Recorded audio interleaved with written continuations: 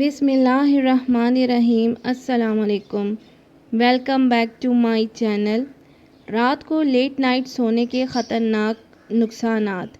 رات کی اس پہر بلا وجہ جاگنا نقصان دہ ہے، اس لیے نہیں کہ اس وقت شیطان کا غلبہ ہوتا ہے یا افیئر اسی وقت بنتے ہیں یا تنہائی میں غلط باتیں ہوتی ہیں، بلکہ لیٹ نائٹ جاگنے کی وجہ سے ہمارا نارمل بائیولوجیکل کلاک ڈسٹرب ہو جاتا ہے۔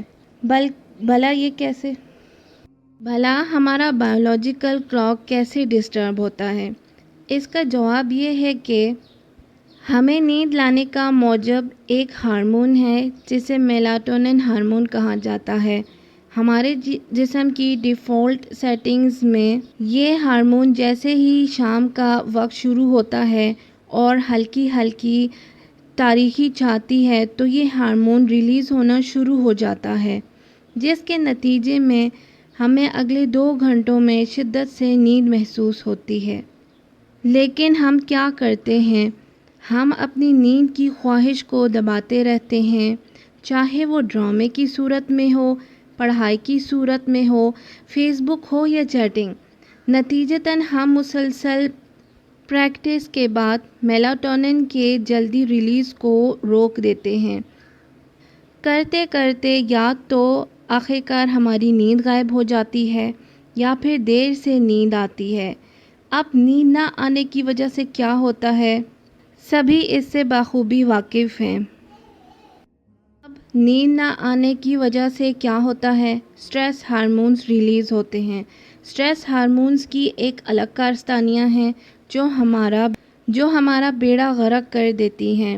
مختصراً، بالوں کا پتلا ہونا، چہرے پر دانے، جسم پر بال آنا، رنگ گہرا پڑ جانا، دل کا دھڑکنا، کمزوری اور خواتین کی بہت ساری بیماریاں جن کو بیان کرنا مناسب نہیں۔ یہ تو ہو گئی بات لیٹ نائٹ سونے کی، لیکن اگر اب کوئی یہ کہے کہ میں تو لیٹ نائٹ سوتا ہوں مگر پوری نیند لیتا ہوں تو مجھے اثر نہیں پڑتا۔ نہیں جناب، اثر تو پڑتا ہے، بہت زیادہ فرق پڑتا ہے۔ نیند تو وہی ہے جو رات کو کی جائے۔ میلاٹونن ہارمون رات کے وقت ریلیز ہوتا ہے اور صبح کے وقت اس کا اثر کم ہونا شروع ہو جاتا ہے۔ اگر آپ ساری رات جاگ کر صبح کے وقت سونے تو یہ میلاٹونن کی وجہ سے نہیں بلکہ تھکان کی وجہ سے غنودگی ہوگی اور آپ ڈیپ سلیپ میں نہیں جا سکو گے، جسے آپ سوتے جاگنے والی کیفیت کہتے ہیں۔ آپ اس کیفیت میں سارا دن رہو گے، اس لیے کوشش کریں جلدی کھانا کھائیں اور تمام کام نپٹانے کے بعد جلدی بیڈ پر جائیں اور فجر کے وقت جلدی اٹھیں۔